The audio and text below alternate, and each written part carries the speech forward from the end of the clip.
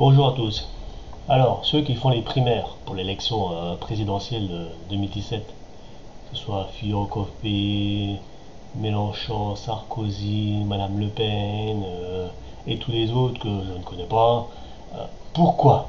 Expliquez-moi. Vous avez fait l'ENA, euh, les grosses études polytechniques, vous avez des diplômes d'avocat, vous avez un cursus pas possible, vous avez de l'expérience professionnelle. Pourquoi on ne voit pas un candidat qui prendrait l'exemple de se dire euh, on a la courbe du chômage depuis 40 ans, elle va toujours dans le sens croissant, on a beau donner des milliards et des milliards au patronat, au MEDEF, la situation ne change rien, alors qu'en France, on a Pôle emploi qui a 3,5 millions, 4 millions de chômeurs, avec une pile de, comment on va dire, d'emplois différents, maçons, électriciens, médecins, tout ce que vous voulez, et on les laisse là, de côté, à rien faire. Alors pourquoi l'État ne prendrait pas l'idée de dire je vais prendre 4 heures de chez chaque chômeur à renforcer les lieux publics, médecins, infirmières, aides-soignants, policiers, gendarmes, euh, dans le jardinage, et tout ce que vous voulez, aide à la personne, tout ce que vous voulez, aussi bien un boulanger, un électricien, on renforcerait les gens, les secteurs qui sont en problème de personnel. 4 heures de leur temps, ils sont déjà rémunérés. Et déjà, je comprends pas. Ça fait 40 ans que l'État, elle patine, qu'elle balance des milliards et des milliards au MEDEF, patronat et tout ce que vous voulez. Euh, Quand on voit les résultats d'aujourd'hui, je ne comprends pas que l'État, déjà d'elle-même, elle n'ait jamais construit sa propre entreprise. On a des gens qui sont déjà rémunérés par l'État, qui ont du savoir-faire, et qui mettent des mois et des mois, voire des années à retrouver un emploi. Et bien pendant toute cette période-là, les gens-là, ils sont chez eux à déprimer, parce qu'ils ne voient pas le bout, la fin, de sortir de cet engrenage. Alors si l'État leur a pris l'idée de dire, tiens, moi je vais créer mon entreprise, l'entreprise d'État, l'entreprise France, je vais prendre 4 heures de ces jours-là, tous les jours, et je vais, je sais pas moi, on va parler de l'automobile qui en ce moment c'est plein boom parce que ça pollue les grandes villes et ainsi de suite. Eh ben, aujourd'hui l'automobile électrique ça a une moyenne de 20 000 euros. Eh ben, je suis sûr que si on prendrait toute cette main d'œuvre et que l'État n'aurait juste à fournir la matière première, les batteries, la carrosserie, tout ce que vous voulez, on pourrait ressortir des voitures à 3 000 à 4 000 euros maximum.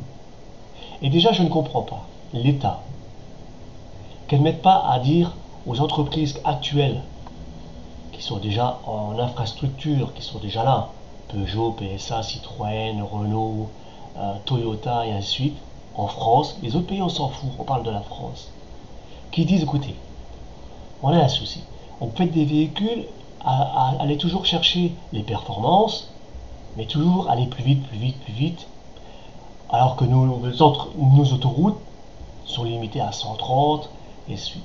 Pourquoi ne pas faire genre style, on ne veut plus de voitures qui montent à 160, 170, 180, 200. On veut des voitures qui sont maximum 140 avec des chevaux pour pouvoir tirer ou tracter une caravane, une remorque, et ainsi de suite, ainsi de suite, une voiture quand elle est en panne. Mais pas besoin d'avoir des voitures qui montent au-delà de 140. Des chevaux pour tirer derrière un attelage, les gens consommeraient moins, il y aurait moins de risques de problèmes de peut-être de vitesse déjà. Ben, il n'y en aurait plus parce qu'on serait limité à 140, hein, 130, 140. Et ça serait faire du progrès. Parce que du fait qu'on réduirait la consommation des véhicules qui montent plus de 130, ça consomme, ça pollue. Ben là, on gagnerait en énergie et on polluerait moins. Et les voitures coûteraient moins cher parce qu'il n'y aurait plus besoin de faire des développements de gros moteurs. Il faudrait juste des chevaux pour pouvoir tracter. Et ça serait une bonne solution déjà dans les métiers. Et ça serait avancé dans le futur. On parle de sécurité, on parle de pollution, et on laisse faire toujours les mêmes choses comme dans les années 40-50. La course à celui qui va le plus vite au niveau des voitures, à la consommation, mais ça sert à quoi tout ça? On a des autoroutes où on est limité à 130, Alors ça sert à rien de faire des voitures qui montent à 180, 190, 200. 140, 150, maxi, des chevaux derrière pour faire de l'attelage, pour tirer une remorque, une caravane, et ainsi de suite, mais pas plus. Ça, c'est déjà donné à dire aux entreprises, il faut revoir les choses. Et on gagnerait de l'argent peut-être sur la consommation, sur la fabrication, et ainsi de suite. Mais je comprends pas. On a des gens qui sont toujours à... Alors ça a fait l'ENA, la Polytechnique, les grandes études.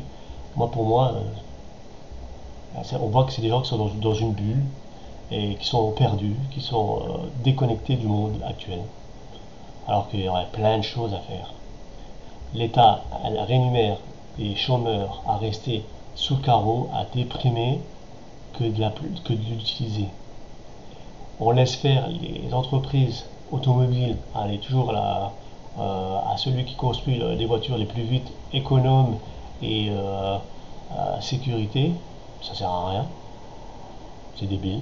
Parce que euh, on dit toujours il y a plus en plus de morts et ainsi de suite. Mais bon, faut pas oublier que dans les années 50, 60, il y avait peut-être, je sais pas moi, 7-8 millions d'automobilistes. Aujourd'hui, on en est peut-être à 20 millions d'automobilistes. Les autoroutes, les routes, c'est toujours les mêmes. Euh, Au prorata, c'est normal qu'il y ait un peu plus de morts, hein. Même si la technologie, elle est là. C'est mathématique. Mais bon, c'est pour dire que moi, je comprends pas. Vous pourrez vous remettre les gens à repenser et à se mettre à la page. Voilà ce que j'ai à dire à tous ces gens qui veulent se présenter en tant que président, ministre ou ainsi de suite, tous ceux qui font la politique, de prendre exemple sur ce tuto. Merci.